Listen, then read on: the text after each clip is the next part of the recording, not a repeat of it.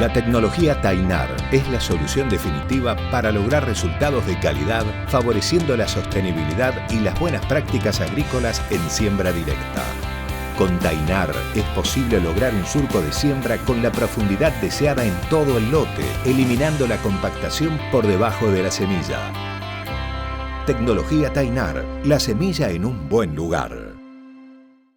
A ciência já chancelou o uso dos biológicos com total propriedade. Somos a empresa que mais investe em inovação e tecnologias em biológicos, com resultados comprovados no campo e, claro, retorno sobre o investimento para o produtor rural. A agricultura que o mundo quer, o Brasil tem. E a Biotrop entrega essa vanguarda y liderança tecnológica para os seus clientes. La Red Rural es el noticiero agropecuario de Radio La Red, con la conducción de los profesionales del agro. Marcos López Arriazu, Ricardo Bindi y Sebastián Salvaro. La Red Rural, el agro en movimiento. Una producción de Pampa Nuestra para Radio La Red. Hola, bueno, buen día a todos, muchísimas gracias. Además de gente reconocida y de prestigio que uno ve, la verdad que está muy bueno ver el interés que genera esto.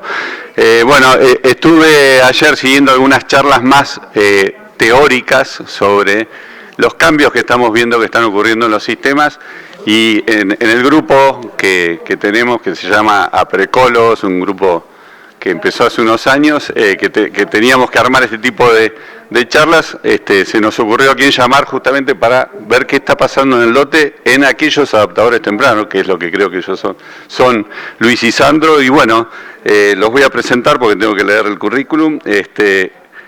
En primer lugar va a presentar Luis Marcelo Piatti, 55 años, casado, 2 hijas, es magíster en dirección de empresas en la Universidad del SEMA, es arquitecto, Universidad Nacional de La Plata y es presidente en Campos Codiza del Sur, Sociedad Anónima.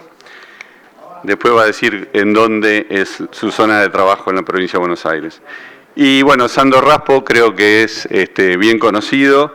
Es ingeniero agrónomo graduado en la Universidad Nacional de La Pampa, especialista en sistemas biointegrados, es productor y es asesor privado. Venimos tarde, así que le dejo la palabra a Luis.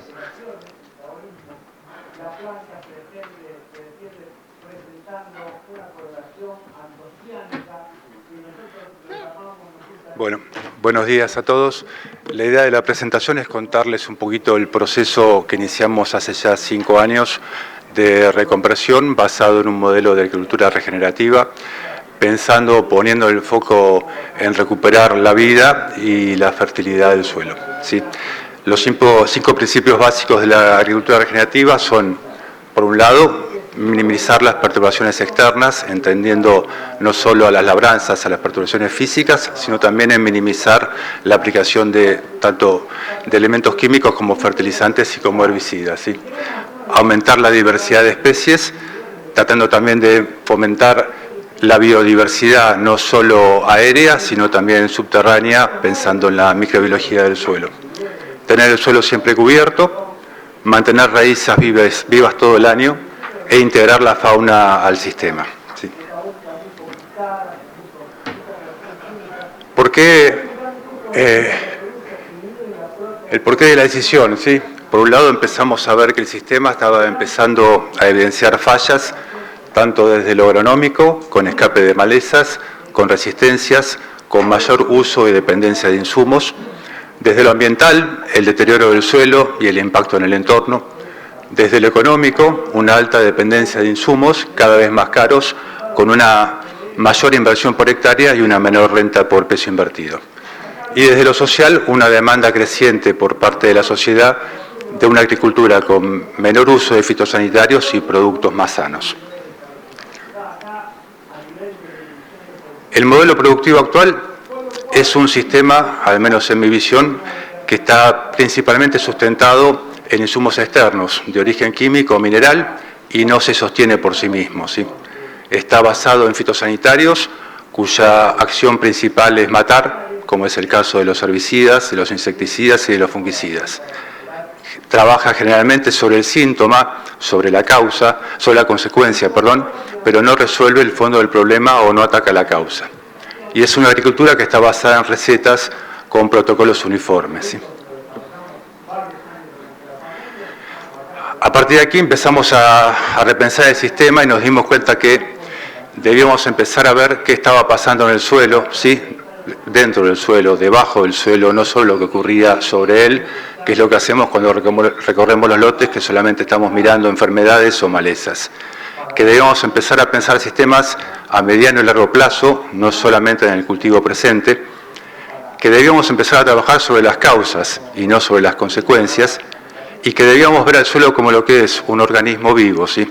No solamente un sustrato físico o químico de la producción. Planta y suelo son uno solo, conforman un holobionte, ¿sí? El holobionte está conformado por el huésped y por el microbioma que lo aloja. Y que para ello debíamos regenerar la vida del suelo, ¿sí? Y toda la red trófica que lo compone. Entender que el 80 al 90% de los nutrientes adquiridos por las plantas es mediado por microorganismos, ¿sí? Que esos son quienes realmente hacen que estos nutrientes estén disponibles para las plantas. Los suelos en muchas situaciones, al menos en nuestra región, no son deficientes en nutrientes, sino que son deficientes en microorganismos que son los encargados de hacer que estos estén disponibles. Y finalmente, o principalmente, que el microbioma de la planta es quien determina su salud y su productividad. Entender que la microbiología del suelo es la encargada de, por un lado, transformar la materia orgánica, ¿sí? Motorizando ciclos como los del nitrógeno o del fósforo, es la encargada de generar estructura, ¿sí? Es quien bacterias y hongos son quienes construyen los agregados, y es la encargada de generar redes tróficas y de interacción, ¿sí? Que permiten el intercambio y el desarrollo del suelo y de plantas. Este gráfico lo presento porque me gusta mucho, es un estudio de el proyecto Cedar Creek de largo plazo de biodiversidad que ya lleva más de 30 años en Estados Unidos. En el mismo se comparan cómo respecto del aumento de la cantidad de especies o en cultivos, en multiespecies, cómo mejoran los distintos sistemas, servicios ecosistémicos, ¿sí? Por un lado la curva azul es la producción de biomasa vegetal, la curva verde es la supresión de malezas, ¿sí? Y después la curva roja, amarilla y la naranja serían la acumulación de nitrógeno, la acumulación de carbono y la estabilidad en general del ecosistema, ¿sí? Esto tiene que ver con después por qué estamos haciendo cultivos multiespecies de servicio. En base a estas ideas, un poco comenzamos este proceso de reconversión productiva con los siguientes principios o ideas enfocados en la sustentabilidad, en los 3 ejes de la sustentabilidad, de recuperar la vida del suelo, recuperando la condición físico-química y la biológica, de reducir el impacto ambiental de nuestra producción, de mejorar el resultado económico sin que ello implique necesariamente un incremento de la producción y en el mediano y largo plazo incrementar los rendimientos.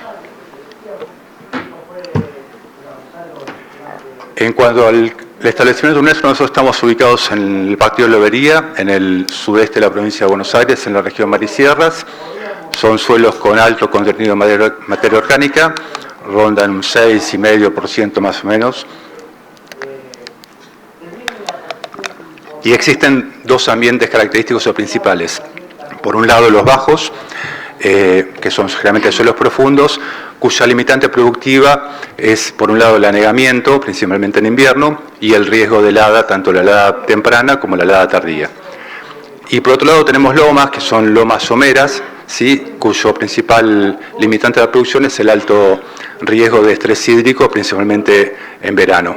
Por lo tanto, generalmente nuestras rotaciones son, en los bajos solamente hacemos cultivos de verano, como maíz o girasol, y en las lomas hacemos cultivos, principalmente cultivos de invierno, intercalando con alguna soja o algún girasol.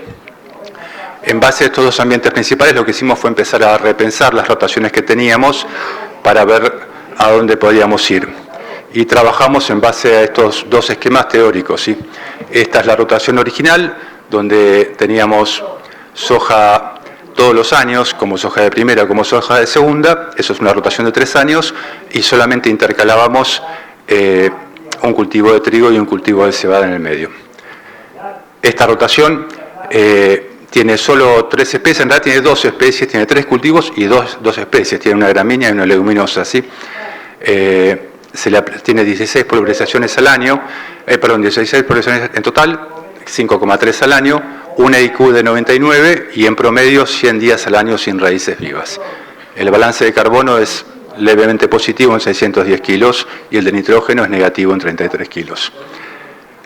En base a esto nos fuimos a un modelo, por un lado cambiamos la soja por el girasol y empezamos a hacer cultivos de servicio reemplazando la soja de segunda, que en nuestra zona tiene, o en algunos ambientes tiene resultados que son bastante aleatorios y muchos años históricamente nos da que perdemos plata, ¿sí?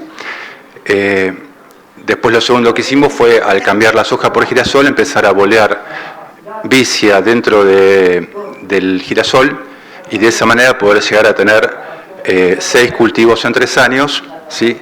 Aumentando los indicadores. Por un lado, la biodiversidad pasó de 3 a 7 especies, ¿sí? Aumentamos en 4, las pulverizaciones disminuirían en 9, ¿sí? Que en un promedio de 2,3 por año, el EIQ disminuye levemente en 22, pasaríamos a tener 0 días al año sin raíces vivas y el balance de carbono sería bastante más positivo en 2.270 kilos al año.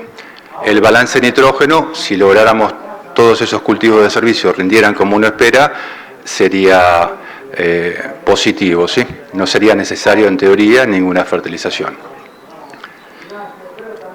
En cuanto a la evolución, el camino por ahí no fue un camino lineal, ¿sí? Sino que un poco en este gráfico lo que muestro es cómo fuimos cambiando a lo largo de los años, ¿sí?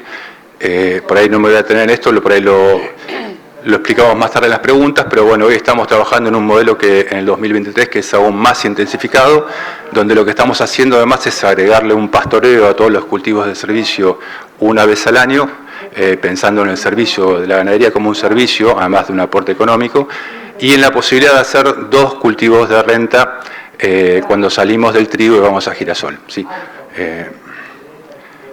En cuanto a la reducción de bajo, el modelo tradicional era un modelo que solo tenía 2 especies, ¿sí? Tenía una biodiversidad muy baja, un EIQ de 80, había 7 pulverizaciones en total, un balance de carbono también levemente positivo en 700 kilos al año y un balance de nitrógeno del cual dependía mayormente de la fertilización nitrogenada. Lo que hicimos acá fue empezar primero a sembrar cultivos de servicio post girasol para ir a maíz y después empezar directamente a bolearlos, tanto en el maíz como en el girasol, ¿sí?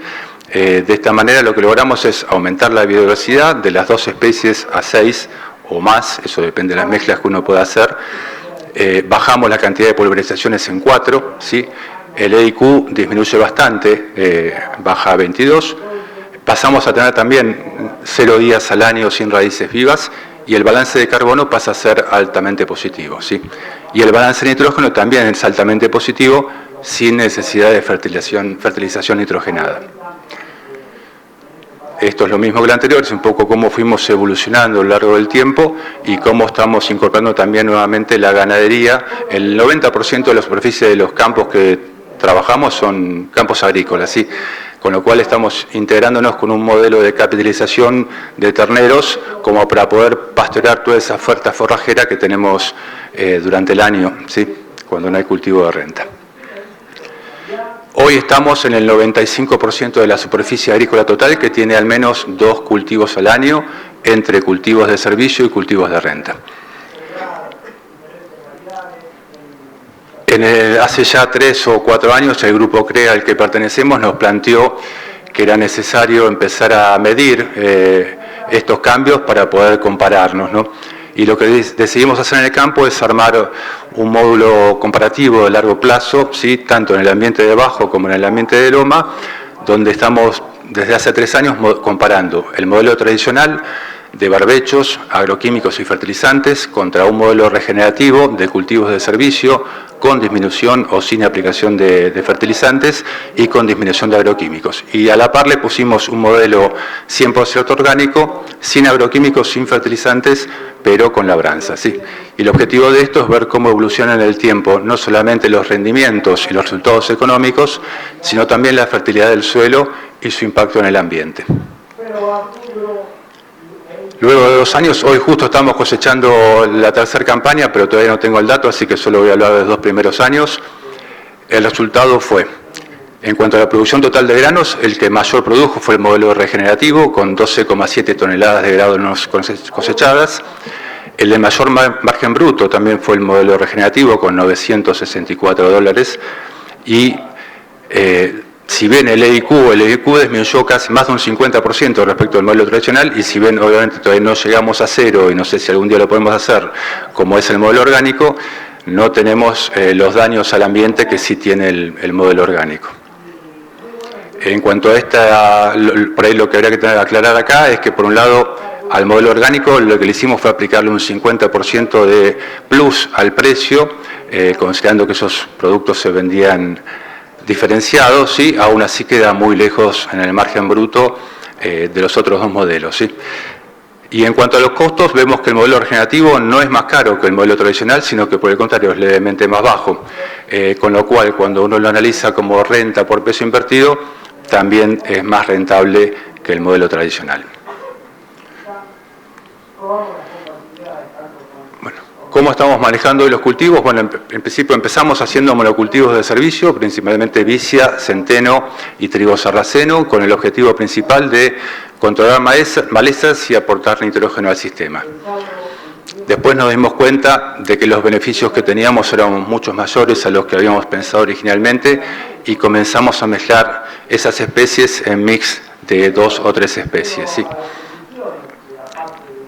Hoy estamos trabajando con el objetivo de hacer todos los cultivos de servicio multiespecies de al menos 4 especies distintas e integrar la ganadería al sistema.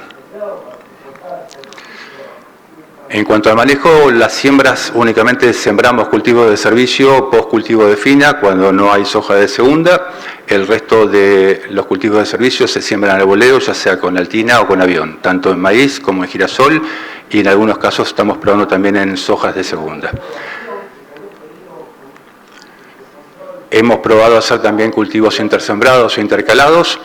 En maíz y en girasol no le hemos visto muchos beneficios, compiten bastante contra el cultivo de renta, nos parece mucho mejor bolearlos una vez pasado el periodo crítico del cultivo.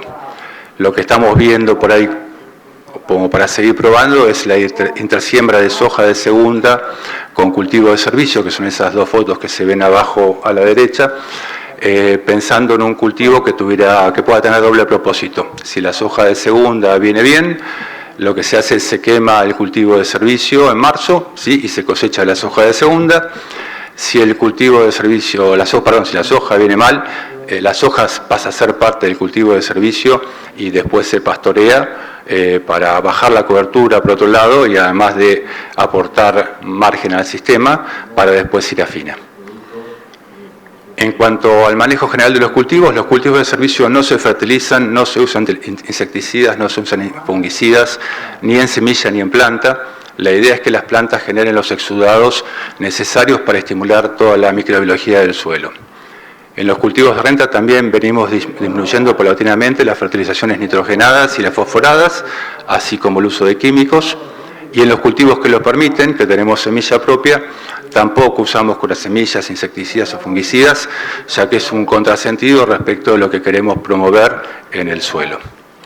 También estamos aplicando junto a la semilla productos biológicos como Azospirillum, micorrizas y Pseudomonas, y a partir de este año estamos empezando a aplicar, siguiendo los principios de la doctora Elaine Ingham de la Soil Food Web, extractos de compost producidos en el propio campo en base principalmente a residuos de cosecha, de manera de ir inoculando y promoviendo aún más la regeneración del suelo.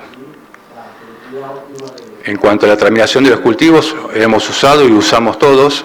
No hay un único método de terminación ni excluyente, depende del lote, depende del momento, depende de distintos factores como el clima y a veces tenemos que ir a 2 métodos conjuntos. En cuanto a los cultivos de servicio, los beneficios que le vemos, por un lado disminuyen la presión de malezas por competencia y también por la cobertura que dejan en el cultivo de renta, reducen el uso de agroquímicos y su impacto ambiental, controlan la erosión, aportan nitrógeno al sistema, ayudan a controlar los excesos invernales de agua en los bajos estos que les comentaba, secuestran gases de efecto invernadero de la atmósfera, permiten un pastoreo y también su aporte económico al sistema, aumentan la capacidad de infiltrar y retener el agua, aumentan la materia orgánica del suelo, reducen el costo de los cultivos de renta, mantienen activa la microbiología mejorando la salud del suelo, en general aumentan la biodiversidad colaborando a estabilizar el sistema. Y en cuanto a los riesgos, para mí son riesgos, no son contras, están el manejo del agua, principalmente en años secos o en ambientes limitados, el mayor riesgo en nuestra zona por daño de heladas, por la alta cobertura, la posible inmovilización de nitrógeno por el uso excesivo de gramíneas y después el manejo de insectos y las malezas difíciles. ¿Qué cambios hemos visto hoy? Por un lado, la porosidad del suelo en el modelo regenerativo ha aumentado respecto del tradicional, la compactación ha disminuido, tienden a desaparecer las estructuras laminares del suelo, la capacidad de infiltrar y mantener el agua ha aumentado, es visible un horizonte superficial con alto contenido de materia orgánica joven, el suelo permanece más frío que en el modelo tradicional, con sus beneficios, como por ejemplo la menor evaporación o la mayor actividad biológica, y riesgos como el impacto más fuerte de heladas o un ciclo de cultivo de renta inicialmente más lento. Para terminar, nada, quería dejar por ahí algunas ideas que a mí me han llegado y que me gustaría compartirlas. Por un lado, esta que tenemos que trabajar sobre las causas y no solamente las consecuencias, para mí esta idea es fundamental, que tenemos que ampliar la mirada y salirnos de lo conocido. Muchas veces la prisión más difícil de escapar es nuestra propia mente, nuestras propias ideas preconcebidas, que no podemos seguir haciendo lo mismo y pretender que los resultados sean distintos. Esta es una frase que decía Don Gamble, un agricultor americano, que también me llega mucho, que dice: si queremos hacer pequeños cambios, cambiemos la forma en que hacemos las cosas. Ahora, si queremos hacer grandes cambios, cambiemos la forma en que vemos las cosas. Y por último, bueno, volvamos a mirar el suelo, el sistema y el largo plazo. Gracias.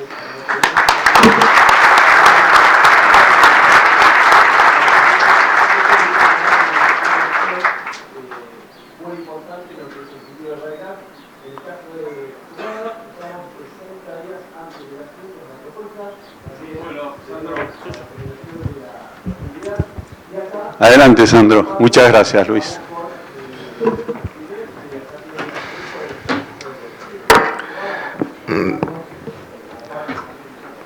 Hola, buenos días. Muchas gracias por su presencia. La verdad que poco que agregar atrás de la disertación de Luis, ¿no? Yo los voy a invitar a un espacio de pensamiento, que es lo que yo pensé hace unos años cuando empezamos a hacer esto. No quiere decir que ustedes hagan lo mismo que yo hice, solamente que puedan pensar que se pueden hacer otras cosas, nada más que eso. Por eso yo le puse a mi charla biosuelo, por qué y cómo lo formamos. Si ustedes ven, aquella foto es la del año 2013-2014 y es lo que nos dijo Beto Quiroga ayer. Un bloque de suelo donde puede tener 14, 15 partes por millón de fósforo, pero la planta no se va a dar cuenta. Cuando nosotros empezamos a trabajar, empezamos a venir hacia acá, a mejorar la porosidad del suelo. Ahora bien, empezamos a ver esto. Abajo del suelo, nosotros empezamos a ver estas cosas. Compactaciones, estructuras laminares, y encontrábamos que nosotros hacíamos un barbecho, teníamos 4 lluvias, teníamos que esperar una lluvia más porque teníamos 5 centímetros secos de suelo para poder sembrar. Eso era lo que veíamos debajo del suelo. A nivel ambiental, también veíamos esto, raíces torcidas por problemas de compactación, y a nivel ambiental empezamos a ver esto. Empezamos a ver incendios a la orilla de las rutas, porque los suelos están muchos periodos de tiempo secos. Voladuras, fíjense la voladura de Rastrojo, una zona muy agrícola, Santi Espíritu, Santa Fe, o sea, estamos hablando de una zona agrícola buena. médanos en los caminos de tierra, Coronel Hilario Lagos, o, miren esto, esta es la ciudad de Jesús María tapada en polvo. O sea, efectos que ocurrían debajo del suelo también ocurrían en el ambiente. Entonces empezamos a pensar que si yo soy Raspo de apellido y soy piemontés, ya les dije todo esto, ¿no? Los piemonteses gastamos poca plata, no gastamos. Entonces nos damos cuenta, me di cuenta que tenía el sol, que era gratis, y el dióxido de carbono, que estaba en el ambiente, y el agua, que cuando llueve también es gratis, y que tenemos que hacer el gran esfuerzo para poder capturar la mayor cantidad de agua posible en los suelos y de manera uniforme. Con todos esos elementos nos dimos cuenta que nosotros a través de las plantas y las raíces de las plantas podíamos meter el carbono en el suelo y empezar a poner materia orgánica al suelo. Y así empezamos a trabajar, y es acá donde los invito a pensar. Empezamos a pensar en que el suelo tiene que estar vivo todo el tiempo posible. Y ustedes dirán, ¿cómo, che? ¿Cómo hacen ustedes? Dos maneras. O son sistemas agrícolas ganaderos, o son sistemas ganaderos, o son sistemas agrícolas con cultivos de renta, con incorporación de cultivos de cobertura. Y esos cultivos de cobertura, en estos cultivos de renta, los estamos haciendo de dos maneras. O son cultivos de cobertura sobre, ya cuando termina el cultivo de renta de verano, con siembras al voleo. Fíjense, estamos sembrando un maíz, esto es una soja y una multiespecie sembrada con nabos, vicias, tréboles, los cultivos de cobertura que sembramos. O también lo sembramos con la sembradora, y si ustedes prestan atención, cosechadora, monotolva, sembradora. Los cultivos de cobertura se deben tratar como los cultivos de renta. ¿Qué les quiero decir? Que cuando decidimos hacer un cultivo de cobertura, se debe planificar. Si el cultivo de cobertura lo sembramos en abril, en diciembre se empieza a pensar en comprar la semilla. Empezar a planificar para qué, para cuando la cosechadora está cosechando, la máquina está sembrando. Este año en nuestra región, esto es una foto de un campo del partido General Villegas, fue muy seco el otoño y no nos permitió hacer siembras al voleo. Entonces sí o sí teníamos que sembrar rápidamente el cultivo de cobertura atrás de la sembradora. Pero otra de las cosas que hacemos para intensificar el sistema es esto. Con las fertilizadoras lo que hacemos es sembrar cultivo de cobertura cuando los maíces tienen entre 8 y 10 hojas adentro. Y eso que hacemos es lograr esto, lograr que el entresurco del maíz esté permanentemente verde. Ustedes prestan atención, fíjense, esta es ya la foto del cultivo de maíz. Esto nos permite dos cosas. O estos cultivos de maíz, de estos cultivos de cobertura los integramos, como vamos a ver más tarde, y los comemos con la ganadería, o este cultivo de cobertura me permite, los años que llueve, poder hacer un trigo arriba un rastrojo de maíz, que no es un dato menor. Hay una removilización de nutrientes importante, se logran rendimientos de trigo importantes con poco aporte de nitrógeno. ¿Cómo terminamos los cultivos de cobertura? Luis nos mostró la foto. Yo los termino con el rolo. ¿Por qué? Porque si yo quiero armar cobertura rápidamente, con el rolo armo una alfombra biológica. Cuando yo cosecho el cultivo de renta, la soja, ese cultivo de cobertura no pasa dentro de la máquina. Ahora, si yo tengo un suelo donde tengo una cobertura importante, y es un lote que tiene presión de napa, o es un lote que tiene la tosca a 60, 70 centímetros, Eduardo, te invito al club, que es nuestra zona donde la tosca está cerca, implementamos estos sistemas de siembra sobre coberturas verdes, y nos ayuda muchísimo.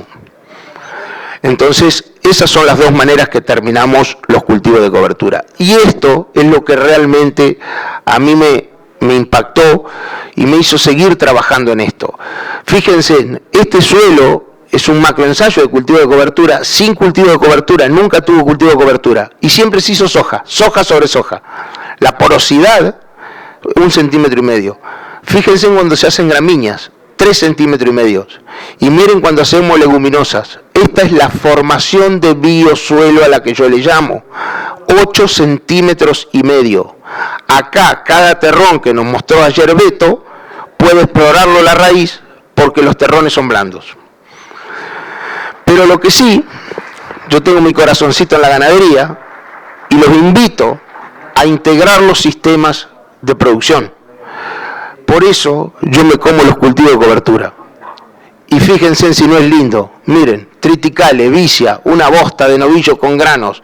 Qué mejor diversidad que eso, ¿no? O unas vacas, unas vaquillonas de primera aparición comiendo un triticale con vicia. Foto que saqué antes de ayer, de mi campo. Acá los terneros son terneros de invernada. Están comiendo una vicia con triticale, estamos más o menos sacándoles 114 raciones y les traje la foto para que vean el residuo que queda. Miren, ahí se sacaron el día anterior y acá se habían echado el martes. Fíjense en que no se castiga el suelo, no se castiga el sistema y se le puede ganar algo de plata. Cuando nosotros integramos los sistemas, hacemos pasturas. Esas pasturas, cuando terminamos el ciclo y vamos a agricultura, hacemos esto. Sembramos las pasturas, tratamos de que semillen la cebadilla, en general tienen mucha cebadilla, semilla la cebadilla y sembramos soja. Y si ustedes prestan atención, tienen 2 surquitos sembrados juntos, están sembrados en surcos apareados y tienen una distancia entre el apareamiento de los surcos. Eso es para promocionar al año siguiente que vuelva a venir la misma cebadilla. Esa cebadilla, fíjense en cómo queda el suelo, donde vino esa soja después de la pastura, y esa cebadilla que promocionamos es esta. 1.400 plántulas por metro cuadrado. Un extremado control ecológico de malezas. Fíjense en un maíz con la cebadilla. Y miren lo que es el suelo. Al año siguiente dentro del maíz. La porosidad que tiene y las raíces cómo están trabajando. Entonces, también tenemos que preocuparnos por cuidar la vida del suelo como cuidamos nuestra ganadería. Para eso tenemos que estar preocupados de proveerle agua, capturar la mayor cantidad posible de agua, tener raíces vivas para que la microbiología del suelo tenga comidas y evitar estrés de temperatura y estrés hídrico. El dato, y esto no es un dato menor, los hongos, bacterias, actinomicetes, algas, lombrices, protozoos y nemátodos asociados a la ganadería debajo en el suelo son 12 toneladas. Es igual a 20 vacas que hay arriba del suelo y no es un dato menor. Entonces, el suelo vivo más la diversidad nos da esto. Recuerden dónde arrancamos en el 2013-2014 y fíjense la porosidad de los suelos y la vida que hay en este suelo. Por eso, implementando un suelo vivo y aumentando la diversidad, lo que nosotros logramos son bioventajas. Una bioventaja, fíjense la raíz de la soja esta. Tiene una competitividad importantísima si tiene un estrés hídrico. Nosotros usamos raíces muy prominentes para romper compactaciones, usamos mucho la vicia, que tratamos de que nodule muy bien, por eso le prestamos mucha atención a la inoculación de la vicia, para tener estas raíces, expresiones de vida. Es por eso que bajamos los fitosanitarios en un 80%, bajamos los fertilizantes en un 40%, disminuimos drásticamente el impacto ambiental. Las siembras sobre coberturas verdes están en 5 de IQ. Los costos caen muchísimo, los costos caen mucho, y por sobre todo aumentamos la captura de carbono. Y ustedes dirán, che, ¿qué tiene que ver esto de la captura de carbono? Nosotros hemos podido certificar nuestra agricultura regenerativa con la compañía UPL, y eso hace que permite producir alimentos mucho más sanos, lograr mucha mayor competitividad en la empresa, como la que ha logrado Steve en Estados Unidos, que ha certificado su agricultura regenerativa y produce sus tomates que son mucho más buscados y con mucho más alimentos. Por eso, Ricardo Pozzi, Pedrito Telechea, Steve, el Gordo Álvarez, todos tienen el mismo idioma, la pala, y ellos me han enseñado que una palada, por cada sitio que vayas, puede enseñarte mucho. Muchísimas gracias.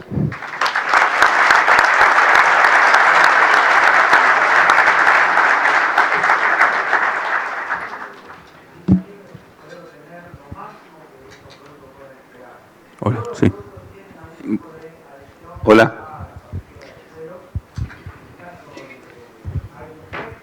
Bueno, muchas gracias, Sandro. Vamos a tener dos micrófonos.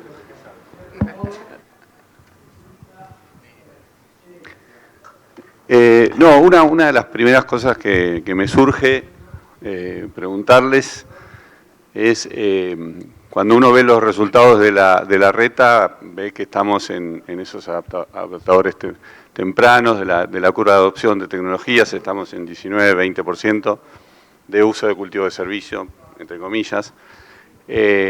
O sea, ya hace muchos años que, Sandro, venís, ya llevas unos años, Luis.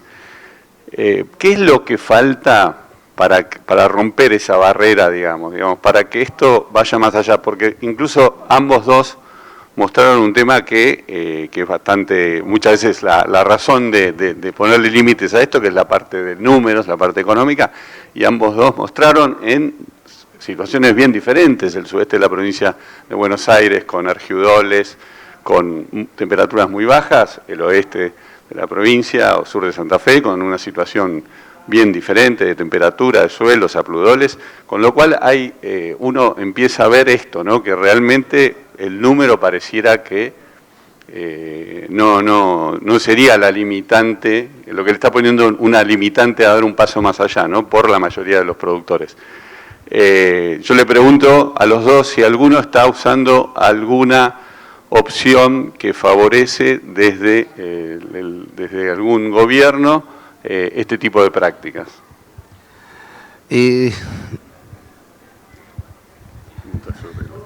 Yo creo particularmente que veo que va cambiando la situación. Nuestro país es de público conocimiento que tiene una superficie agrícola muy importante alquilada. Cuando los contratos son de largo plazo es muy fácil sembrar cultivo de cobertura, cuando los contratos son de corto plazo es un poco más complicado.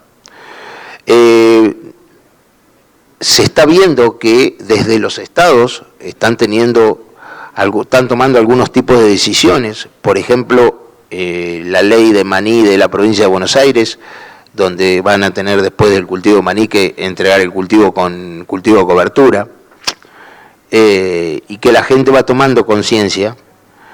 Y yo siempre digo que la letra con sangre entra. Cuando te das cuenta que haces un cultivo de cobertura y que te cuesta $90 y que te ahorrás después $70 de herbicida y sembrás el día que vos querés, esas son ventajas que no se consiguen a la vuelta de la esquina. Es una adopción tecnológica que es lenta, muy lenta, pero que creo que va a ir avanzando. No sé, Luis, ¿qué opinas vos? Comparto que creo que el tema es... a ver... que pegué paralizado. Sí, creo que el tema es probar. A ver, hay un costo de aprendizaje inicial que no es fácil. Hay mucha gente que prueba un cultivo de servicio y dice, no, esto no funciona. Pero creo que el sistema, al menos lo que yo veo, o cómo funciona en nuestra región, es un sistema que es ganar-ganar. ¿Sí? Uno gana por todos lados, ¿sí? Gana tanto desde el punto de vista económico, como gana desde el punto de vista ambiental, como también hasta desde el punto de vista social. ¿Sí? Digo, no, para mí es un sistema que no tiene vuelta atrás. ¿Sí? Una vez que uno empieza a ver los beneficios, no hay manera de volver al sistema anterior. El problema es superar esa prueba inicial de no saber hacer las cosas o de hacerlas mal, y que eso pueda hacer que diga, no, esto no funciona, no me interesa, ¿no? Creo que eso es el tema. Y después, respecto del punto Nosotros todo lo que hacemos no tenemos ningún tipo de convenio con nadie, ni ayuda estatal, ni nada por el estilo. No lo hacemos por eso y lo que también ofrecen realmente es insignificante respecto de los otros beneficios que tiene el sistema. Bueno, muchas gracias a los dos. Bueno, hay una serie de preguntas, hay muchas que son pedido de datos, como lluvias, etcétera, que bueno, serán respondidas de otra forma. Me parece interesante el tema del fósforo, digamos, o sea, están mostrando que el nitrógeno, de alguna forma, con estos sistemas, puede ser manejado, pero hay alguna limitante, creo que con el tema del fósforo. ¿Qué opinan de ese tema? ¿Qué están viendo? Sé que por ahí no son especialistas específicamente del tema, pero bueno, ¿qué están viendo con este nutriente? Yo todos los cultivos de cobertura que les mostré están fertilizados. Los fertilizamos con fósforo y tratamos de reponer el fósforo en el sistema en el cultivo de cobertura. Lo que estamos viendo ya en unas parcelas que llevamos ya de 6 años de intensificación, lo tenemos que seguir probando. Lo he consultado con especialistas de suelo, básicamente con Cristian Álvarez, que lo que noto es que me ha aumentado, yo le pongo al cultivo de cobertura 100 kilos de una mezcla fosforada y después al maíz le pongo 70-80 kilos de fósforo cuando lo siembro.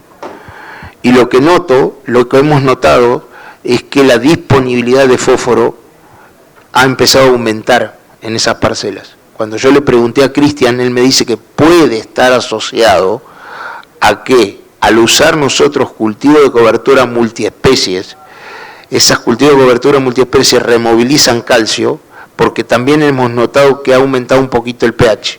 Al aumentar el pH tenés más disponibilidad de fósforo y que a su vez mejora la macroporosidad del suelo y eso actúa sobre los compuestos ferrosos que se oxidan al haber un poquito más de oxígeno y ese hierro, esos compuestos de hierro asociados al complejo fósforo te liberarían un poquito más de fósforo. Esto es muy preliminar, es un estudio, no es un dato menor lo que le estoy contando, es para seguir estudiándolo y creo que por lo menos vamos a tener que seguir estudiándolo 3 o 4 años más para poder aseverar de que realmente la intensificación del suelo vivo aumenta la disponibilidad de fósforo. Por ahora es un dato muy preliminar, ya les digo, son 6 años de estudio y para poder decir una cosa tan importante como lo que les estoy comentando, yo creo que hay que validarlo mucho más. Creo que la cátedra y los investigadores nos van a tener que ayudar en ese tema, ¿no? Comparto, plenamente. Nosotros estamos disminuyendo las aplicaciones fosforadas, las nitrogenadas casi al menos en la rotación de gruesa las eliminamos. Estamos bajando a un 30% por año y la idea de ir bajando es probar eso, ¿sí? Ver hasta qué punto del fósforo total, que no es el fósforo disponible, cuánto se disponibiliza de eso. La teoría, o al menos algunos investigadores lo que dicen es que del fósforo que aplicamos solo utilizamos un porcentaje muy chico y que el resto se inmoviliza rápidamente. Entonces, si uno toma en cuenta los últimos 20 años que uno viene aplicando fósforo, en realidad uno tiene en la reserva o en el balance del suelo cantidad de fósforo que podría hacerse disponible, pero para eso necesitamos que la microbiología esté activa, ¿sí? Y para que la microbiología esté activa debemos bajar las fertilizaciones, porque si no es un círculo vicioso, ¿sí? Esa es un poco la línea que estamos trabajando, tampoco puedo aseverar que sea cierto, veremos cómo funciona. Bárbaro, muchas gracias, Sandra y Luis. Bueno, hay infinidad de preguntas que están entrando. Hay una que la voy a decir un poco porque es recurrente y que tiene que ver con la situación que hemos vivido climáticamente, digamos, como, bueno, siempre Gervasio Piñeiro habla del barbechito, ¿no? ¿Cómo manejan el tema agua o si han tenido problemas en esta última campaña, por ejemplo? El tema del agua es un tema complicado y asusta mucho. Lo que sí tenemos que saber que el cultivo de cobertura, al mejorar la porosidad del suelo, aumenta la eficiencia de captación de agua.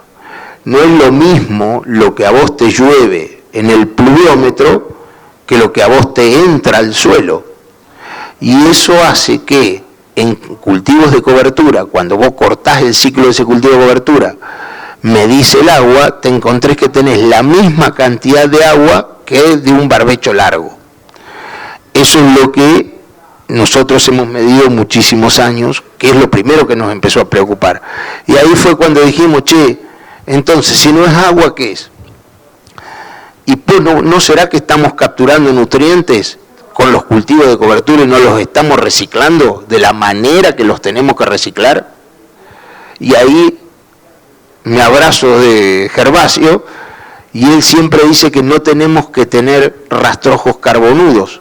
Para no tener rastrojos carbonudos tenemos que incorporar leguminosas. Como veo que se está terminando el tiempo, también esta semana pasada hemos escuchado a nivel nacional que si los cultivos de cobertura secan el suelo, nosotros vamos a tener muchos más nutrientes. Eso nos dijo nuestro ministro de Economía y yo le creo. Muchas gracias.